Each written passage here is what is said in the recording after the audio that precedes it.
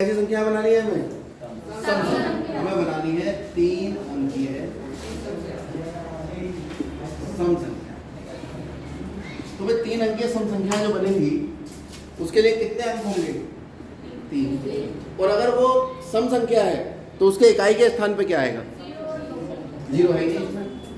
केवल हमारे पास संख्या ये है सम संख्या हेतु इकाई के स्थान पर कौन कौन सी संख्या आएंगी? 2, 4, 6 आएंगे। ठीक है, तो इकाई के स्थान हेतु अंकों की संख्या, इकाई के स्थान पर कितने अंक आ सकते हैं? 3। अब पुनरावृत्ति होनी है नहीं होनी है? देख लो, पुनरावृत्ति हो सकती है। तो दहाई के स्थान पर कितने आएंगे? दहाई के स्थान हेतु अंकों की संख्या कितनी होगी? 6। और फिर कौन सा आया? सैकड़े के स्थान हेतु अंकों की संख्या कितनी होगी? 6। तो 3 अंकीय संख्याओं की, तो 3 अंकीय जो संख्याएं बनेंगी उनकी संख्या कितनी हो जाएगी? क्योंकि पहले अंक स्थान पर जितनी भी प्रकार से आ रही हैं तथा उसके बाद फिर दूसरे पे जाओगे ना, तथा ऐसे थोड़ी ना इस पे आ गए उसके बाद या इस पे आ गए, है ना, और का कंसेप्ट निकल के आ रहा है। तो आपके पास क्या क्या आएगा यहाँ पर? पहले स्थान पे 3, दूसरे पे 6 और तीसरे पे 6। वैसे मैंने कल ऐसे बताया था, यहाँ पे 3 आ सकती हैं, यहाँ पे 6 और यहाँ पर 6, तीनों की कर दीजिए। ठीक, कितना आ गया?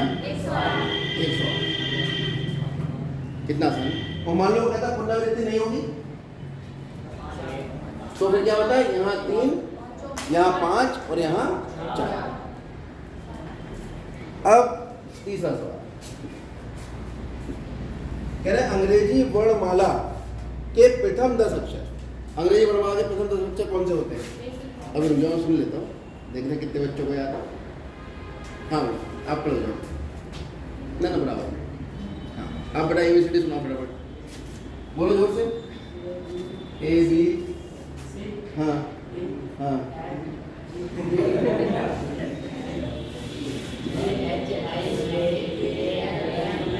ठीक है, शुरू के 10 A, B, ये याद कर लीजिए ABCD, क्योंकि रीजनिंग जब होती है इसीलिए मैंने खड़ा किया।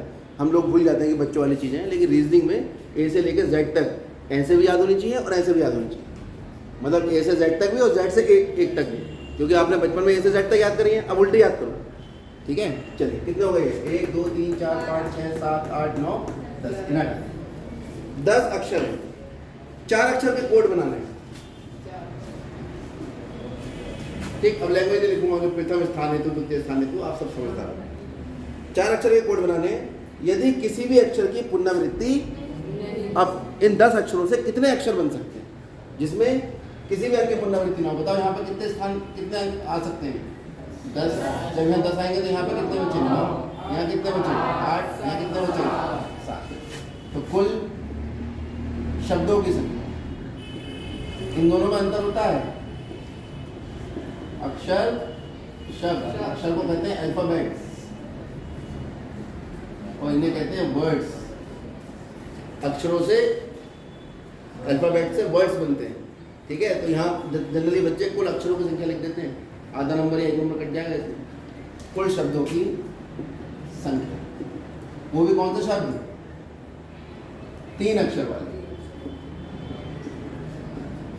3 अक्षर, 4 अक्षर के कुल शब्दों की संख्या 10 गुणा 9 गुणा 8 गुणा 7। अपने आप कर लो, कर भी लिया?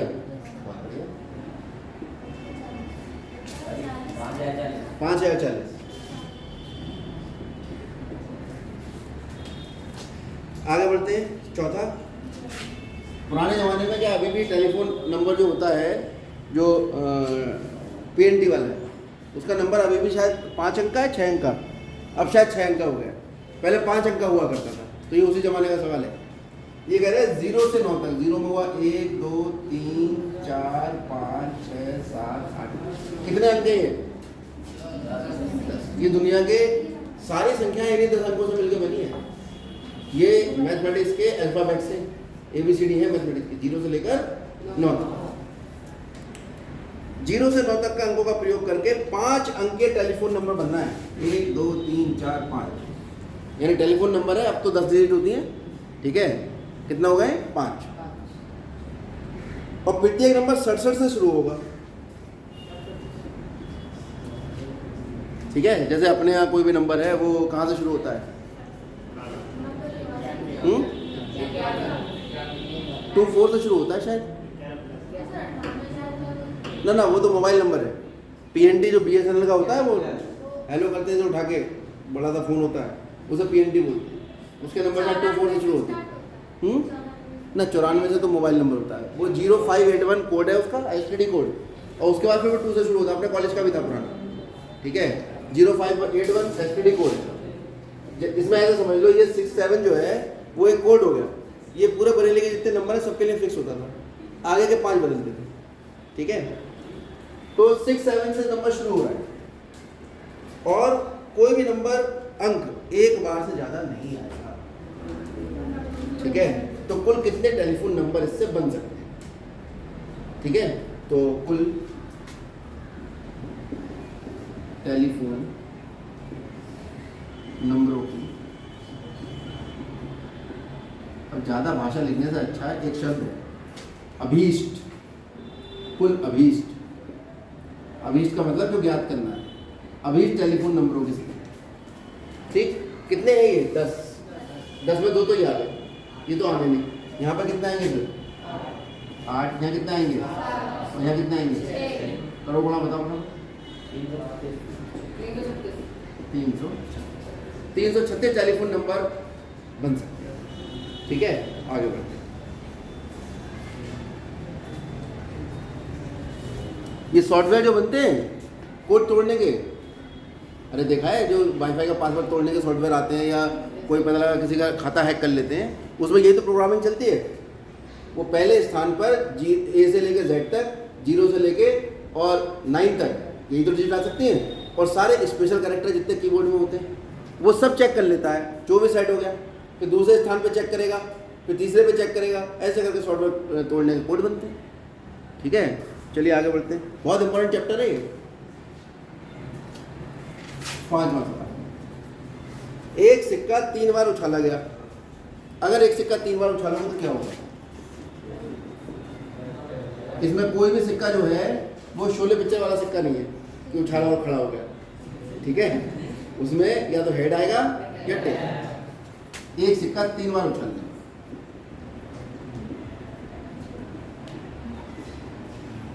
परिणाम क्या क्या होंगे भाई? हो सकता है पहले पे हेड आ जाए, दूसरे पे हेड आ जाए, तीसरे पे हेड आ जाए, तीनों पे हेड। क्या हो सकता है? पहले पे हेड आए, दूसरे पे आए, तीसरे पे टेल आ जाए। हेड टेल तो समझते हो? क्या कहते हैं हिंदी में?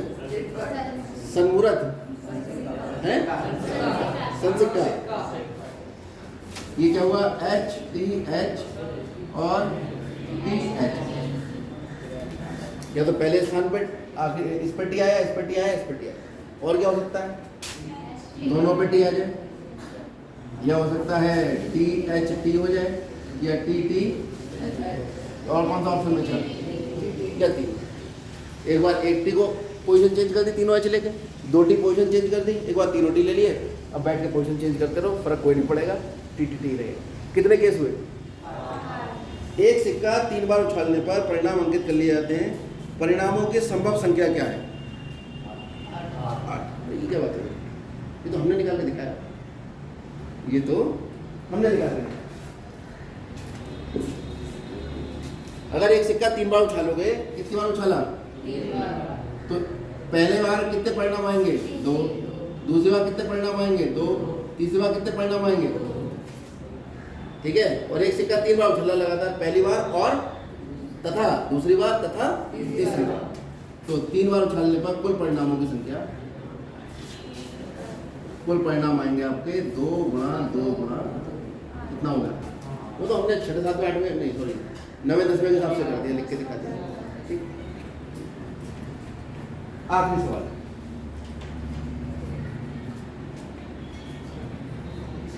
अब एक तो खुद करो, आप लोग भी ट्राई करना, ठीक है।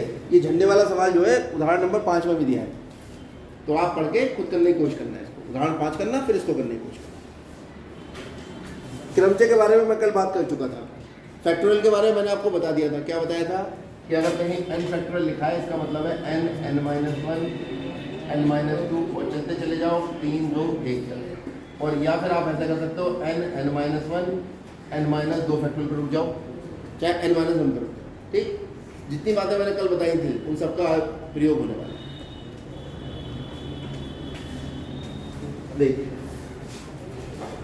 पहले का सवाल नंबर 2 देखिए, एक तो आप खुद ही कर लो। 4 फैक्टोरियल माइनस 3 फैक्टोरियल कितना आ गया? 4 में 3 का 1 फैक्टोरियल। तो 4 फैक्टोरियल का क्या मतलब होगा? 4 गुणा 3 गुणा 2 गुणा 1 का क्या होगा? 3 गुणा 2 गुणा 1 कितना हो गया? 4 दिया 12 सुनी 24 माइनस 6 कितना आ गया? 8। या कुछ बच्चे अगर थोड़ा सा IQ यूज करेंगे वो ऐसे भी कर सकते हैं। 4 गुणा 3 फैक्टोरियल माइनस 3 फैक्टोरियल, ठीक है। 4 माइनस 1 3 फैक्टोरियल कॉमन कितना बचा? 3 गुणा 2 गुणा 1 कितना आ गया? 3 के 9 दूनी। दोनों तरीके करने, ठीक। आगे बढ़ो। दूसरा सवाल आप खुद ही बता दोगे। 3 फैक्टोरियल प्लस 4 फैक्टोरियल बराबर 7 फैक्टोरियल, सही गलत? सही है। 3 फैक्टोरियल क्या मतलब है? क्या मतलब है इसका? 3 गुणा 2 गुणा 1। 4 का क्या मतलब है? 4 गुणा 3 गुणा 2 गुणा 1। और 7 का 7 गुणा 6 गुणा 5 गुणा 4 गुणा 2 गुणा 3 गुणा 2 गुणा 1। ये कितना हुआ? 3 दूनी 6, 4 के 12 दूनी 24 कितना हो गया? 30। क्या ये इसके बराबर हो सकता है? ये तो 5 छिट्टा 30 ही हो गया। 30 के 7 से गुणा करोगे, इससे करोगे, है ना? तो ये बराबर नहीं। चौथा सवाल देखिए। 1/6 फैक्टोरियल 1/7 फैक्टोरियल बराबर x/8 फैक्टोरियल। तो x का मान क्या? बहुत ही आसान सवाल है, अलग जवाब लगाए। अगर इसे हम मुश्किल बनाना चाहते हैं तो 6 की गुणा करेंगे 5 तक, 1 तक, और फिर 7 की गुणा करेंगे 1 तक, और 8 की गुणा करेंगे 1 तक करेंगे, और सबका मान निकाल के रखेंगे, तब जाके तो आंसर आएगा। एलसीएम लेंगे। अब देखो अगर हम थोड़ा दिमाग लगाएं, 1/6 फैक्टोरियल प्लस 1/7 गुणा 6 फैक्टोरियल लिख सकते हैं। ये तो कल समझाया था। और 8 को क्या लिख सकते हो? 8 गुणा 7 गुणा 6 फैक्टोरियल। 1/6 फैक्टोरियल कॉमन ले लो, कितना बचा है सर? 1 प्लस 1/7, ये कितना? x/8 गुणा 7 गुणा 6 फैक्टोरियल। ये भाग कर रहा है, गुणा करेगा, ये हो गया 8/7 बराबर x/8 गुणा 7 गुणा 6 फैक्टोरियल गुणा 6 फैक्टोरियल। दोनों एक दूसरे से कट गए, तो x बराबर आपके पास आ गया 8 गुणा 8 गुणा 7 64 गुणा 7 7 28 और 7 6 42।